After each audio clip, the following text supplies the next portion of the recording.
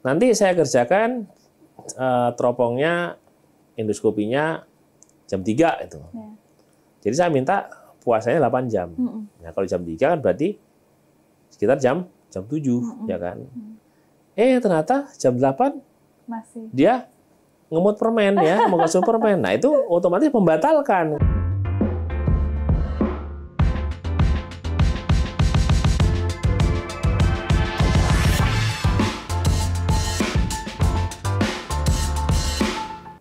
Bisa juga pada gambaran lambung adalah bisa hamba lecet saja, erosi, bisa ada luka, tapi bisa juga ada daging tumbuh. Kalau kecil namanya polip, kalau besar namanya tumor. Ya.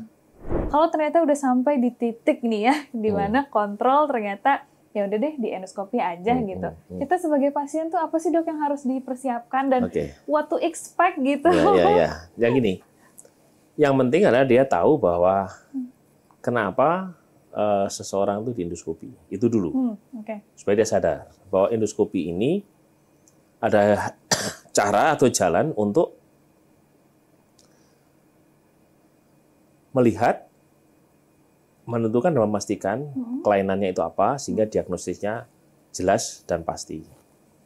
Kemudian tindakan endoskopi tentunya yang penting adalah nomor 1 adalah mengikuti petunjuk-petunjuk baik dokter maupun perawat yang akan mendampingi selama proses endoskopi, ya, di mana tentunya ada prosedur ya puasa kalau untuk saluran cerna bagian atas, ya kemudian ya jelas kalau bisa malam istirahatnya cukup lah, ya kan, ya nggak usah mikir-mikir yang menakutkan, ya kan, nggak ada yang menakutkan bagiannya gitu. Karena kita justru dengan melakukan endoskopi semakin kita lebih cepat tahu, tentunya kita bisa lebih cepat untuk bisa mengobati. Itu yang prinsip, ya kan. Justru kalau kita makin lambat, nah ternyata ada kelainan-kelainan yang ternyata sebenarnya bisa kita cegah dari awal, ya, dengan kenapa di endoskopi.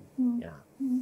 Nah kemudian 3, kalau dia dilakukan pemeriksaan teropong saluran cerna bawah atau kolonoskopi, tentunya kita akan usahakan dia konsumsinya diganti adalah yang lunak. Biasanya kita bubur, tujuannya itu membersihkan usus besar, supaya sisa-sisa tinja atau feses itu tidak mengganggu pemeriksaan. Karena sisa tinja ini juga pada kondisi tertentu bisa menimbulkan perlengketan, dan perlengketan itu mengganggu untuk kita bisa melihat secara jelas jaringan ini apa. Apakah ini sudah berubah, ataukah ini memang jaringan normal, ataukah ini merupakan sisa bekas infeksi. Jadi kita akan terganggu dengan itu, ya kan? Dan waktu kerja kalau dia tidak bersih, usus besar kita waktu kerja bisa lebih panjang. Padahal kita berharap tidak terlalu lama dia dilakukan pemeriksaan sehingga kita langsung ketemu hasilnya. Biasanya umumnya berapa lama dok kalau misalnya di endoskopi baik itu yang di atas, dari atas sama dari bawah? Sebenarnya kalau normal sih biasanya kalau endoskopi atas itu kurang lebih 15 menit. Ya itu kan karena itu normal. Kecuali kalau kita melakukan ligasi, mengikat itu. Tentunya jumlah ikatannya berapa banyak? Kalau di situ yang menonjol varisesnya sampai 8, ya paling tidak sekitar 4-5 kita ikat dulu. Nah itu prosesnya agak lama. Atau kita menyuntik varises yang ada di lambung bagian atas, ya, yaitu fundusnya. Itu proses penyuntiknya sih sebentar, tapi membuat itu di mana titik yang benar untuk dia disuntik, itu tidak bisa langsung, oh ini kelihatan langsung. Tapi kita harus cari betul di mana titik kalau dia disuntik, nanti varisesnya akan mengecil. Nah itu kadang kita butuh waktu di sana. Contoh. Kemudian juga tadi membuang polip, ya kan? Tentunya kita harus bisa polip itu kalau bisa mendekati dasar daripada mukosanya, sehingga dengan dia mendekati itu adalah dia tidak menonjol. Karena menonjol kan biasanya tergeser-geser dengan sesuatu kan akan menimbulkan iritasi kan, timbul rasa tidak nyaman, ya kan? Jadi seperti itu. Jadi kan ya, baiklah cerna atas dan bawah relatif sama. Umumnya memang nggak lama ya. Jadi, nah, kalau yang atas 15 menit. Nah, kalau bawah itu secepat-cepatnya sekitar 30 menit. Nah, tapi bisa juga sampai 1 jam atau lebih, terutama kalau apa? Kalau terjadi perlengketan. Nah, itu sering, ya saya ada berapa kali nemuin. Karena apa? Biasanya adalah faktor orang-orang yang punya penyakit tertentu, terus dia salah diet, ya, pengurusan cara dia yang tidak sesuai dengan ini, ya kan, ya, Terus ketiga adalah pada kasus-kasus di mana dia menjalani kemoterapi. Jadi juga ada sesuatu yang kadang kita harus bekerja juga lebih lama, tidak sebagaimana yang normal. Oke, jadi kalau dari durasi sebenarnya nggak selama itu kok sahabat Bunda, jadi jangan khawatir gitu ya ketika memang disarankan untuk endoskopi. Tadi kan dokter cerita gitu ya dari persiapannya, sebaiknya nih kita sebagai pasien kalau emang dibutuhkan ya pemeriksaan seperti itu, kita ikuti saran dokter, karena pasti dokter, perawat, dan seluruh tim juga kasih saran ya ke kita. Tadi juga pas pada saat prosesnya juga diceritain gambarannya. Nah kalau setelahnya nih dok, kira-kira ada efeknya kah gitu? Apa sih yang harus kita persiapkan gitu setelah gitu ya? Jadi gini, kalau setiap kita selesai melakukan tindakan, tentunya kita kan menunjukkan gambarnya kepada pasien dan keluarga. Ini loh kelainan yang muncul. Nah kelainan ini akibat apa? Sehingga dia paham. Ya kita berharap keluarga juga ada di situ. Karena apa? Untuk mengingatkan pada pasien, kalau sudah seperti ini, pertama jangan lupa pantangan. Kadang-kadang dikasih obat 2-3 hari enak, tapi habis itu pantangan dilanggar. Sehingga itu kan sering kan begitu. Ya. Banyak ya dok ya.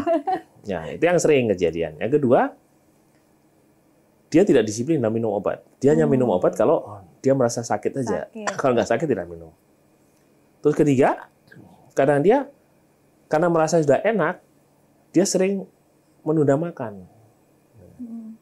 Saya belum merasa lapar. Padahal kalau dia sudah ada kelainan itu, seharusnya disiplin waktu, baik dalam mengonsumsi makanan, disiplin minum obat itu tetap dibutuhkan. Nah ini kadang-kadang itu yang satu aspek. Nah aspek yang lain kalau pancaran bagian bawah, kita biasa evaluasi adalah kita sampaikan apakah setelah dilakukan teropong ini pola buang air besarnya menjadi normal atau tidak. Kalau pola menjadi normal berarti efek daripada kolonoskopi itu baik. Tapi kalau tidak, kita cari tahu lagi apakah ini masuk golongan penyakit usus besar yang menahun. Jadi itu tetap walaupun kita berikan obat, efeknya nggak seketika. Jadi butuh waktu proses ya, butuh sekian lama baru dia akan pelan-pelan berangsur baik, ya kan? Nah, terus bagi mereka-mereka yang menjalani kemoterapi, saya bilang tentunya kita juga menyarankan hal-hal apa yang harus dikonsumsi supaya membantu efek supaya kemoterapinya tidak memberikan efek kepada usus yang terlalu berat ya. Nah, beberapa hal yang saya sarankan adalah itu tadi mengonsumsi cairan cukup ya, supaya hidrasinya, terus dia mengonsumsi makanan yang lunak ya, bukan yang keras ya, dan juga mengonsumsi buah-buahan yang dimana menjaga supaya pergerakan ususnya tetap baik. Ya. Oke, berarti sebetulnya setelah tindakan itu pun tentu dokter masih akan terus mendampingi gitu dari segi edukasi baik itu ke pasien itu sendiri atau ke keluarga. Mungkin beberapa saat setelah tindakan juga perlu kontrol lagi gitu kali ya dok ya? Jadi setelah kita berikan tindakan itu, tentunya kita akan berikan obat. Biasanya kita melihat kalau kita dalam tindakan endoskopi tadi kita memeriksa jaringan, orang bilang biopsi, tentunya kita nunggu hasil biopsinya dan baru kontrol. Supaya nanti dari hasil biopsi kita bisa jelaskan, temuannya secara visual dengan kamera, endoskopinya gambar ini. Tapi setelah dilakukan pengambilan contoh jaringan, ternyata ditemukan sesuatu yang ini. Ya, contoh adalah, bisa saja kita menemukan gambaran satu luka ya di lambung, tapi setelah kita ambil, ternyata ditemukan bakteri. Atau juga kadang-kadang ditemukan jamur. Nah, ya kan? Nah, itu jadi tentunya pengobatannya berbeda. Kalau bakteri kita bicara antibiotik. Tapi kalau kita ketemu jamur, ya kita obatnya tentu anti jamur. Jadi itu yang akan menjadi perbedaan. Ya kan? Nah, itu jadi perlunya ketemu di situ. Nah, kalau di usus besar, dari itu kita lihat apakah kelainan ini adalah karena efek daripada satu pengkonsumsi obat yang jangka panjang, ataukah tadi karena efek kemoterapi, atau memang dasarnya dia punya kelainan tubuh yang disebut autoimun. Nah, kalau autoimun tentunya dia harus mengkonsumsi obat dalam jangka cukup panjang sampai kondisi autoimun terkontrol dengan baik. Nah, kalau kontrol baik, baru nanti kita bisa sesuaikan dosisnya, ya kan? Sampai di mana dengan dosisnya itu dia bisa melakukan aktivitas secara normal, tidak terganggu secara aktivitas, dan juga kita bisa terkontrol bahwa dengan saya mengonsumsi obat ini, nilai produktivitas dia meningkat, hidupnya lebih nyaman, dan dia juga mengurangilah angka bolos karena keluhan sakit. Betul.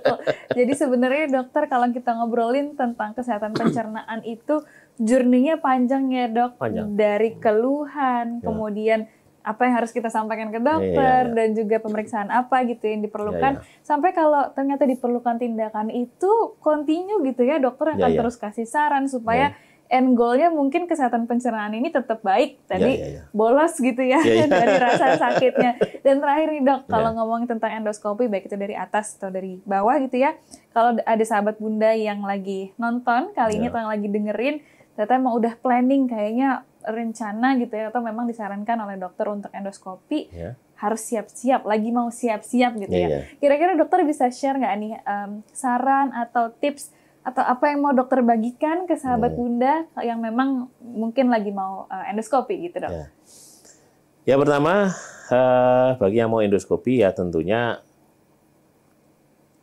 persiapannya adalah apa yang disampaikan oleh dokter pada waktu kita ketemu ya, itu yang harus disiapkan ya. Satu ya, tadi kalau disarankan puasa ya puasa. Kemudian kalau dia mengkonsumsi obat tertentu, contohnya obat pengencer darah, itu kan harus kita stop dulu beberapa hari ya, terutama 5 hari juga. Efek obat pengencer darah tidak mengganggu pada waktu kita lakukan tindakan. Kemudian pada kondisi usia tertentu, tentunya kadang-kadang kita minta evaluasi pada jantung dan paru, terutama mereka-mereka yang usianya sudah 60 ke atas ya. Karena itu kita ingin memastikan bahwa tindakan ini nanti tidak memberikan efek terhadap sana ya, keamanannya. Kemudian yang penting juga keluarga nih. Keluarga juga harus mensupport bahwa tindakan endoskopi ini adalah dalam rangka memastikan bahwa penyakitnya terlihat secara jelas, sehingga nanti langkah-langkah dalam pengobatan dan pencegahan supaya dia tidak menjadi penyakitnya berlanjut lebih pasti. Karena kadang-kadang kalau keluarganya mensupport dengan baik, itu akan ada tanda kutip pengawasan. Ya, kadang-kadang ada juga. Ini berapa kasus ini saya pernah pengalaman ya di rumah sakit. Nanti saya kerjakan teropongnya, endoskopinya jam 3 itu. Jadi saya minta puasanya 8 jam. Nah, kalau jam 3 kan berarti sekitar jam 7 ya kan. Ternyata jam 8 masih dia ngemut permen ya, mengkonsumsi permen. Nah, itu otomatis membatalkan karena betul-betul tidak boleh ada sesuatu yang masuk dalam tubuhnya ya, dalam pencernaannya. Itu kan karena apa, risikonya bila kita paksakan pada jam itu juga akan merangsang muntah. Itu yang berbahaya ya kan. Jadi pentingnya support keluarga juga ya. Jadi karena saya selalu mengedepankan peran keluarga dalam proses ini menjadi penting. Jadi saya kalau bisa setiap endoskopi saya undang keluarga yang ke dalam. Yuk, saya jelasin dulu. Nanti begitu selesai endoskopi, saya juga keluar. Nanti ada hasil fotonya, saya ajak keluarganya bersama pasiennya, saya jelaskan. Jadi, dua-duanya akan paham. Karena kalau hanya pasiennya, ya bisa faktor lupanya ada. Ya, kalau saya bilang ya sering pasien kita nakal. Kalau udah enak sedikit, nah itu yang sering kejadian. Benar. Jadi lupa kemarin sebenarnya pernah mengeluh apa nih. Gitu kan. Oke, itu pentingnya juga ya dok ya.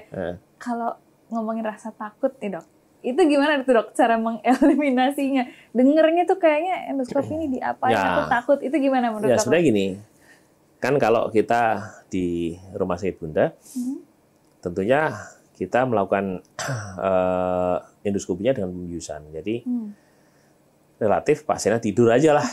Tahu-tahu bangun-bangun udah selesai aja. Jadi kan ya. Tetapi kalau ada orang tertentu yang ingin nyoba merasakan dibius tanpa dibius juga bisa juga. Terutama ya saya pernah berhadapan dengan pasien-pasien yang ternyata alergi dengan obat bius. Jadi mau tidak mau saya lakukan tanpa pembiusan. Tapi orangnya alhamdulillah sih kuat. Dan ini bisa kita lakukan dengan baik gitu kan. Itu aja. Ya, dan itu berarti kembali lagi kepada kondisi dari pasien tersebut.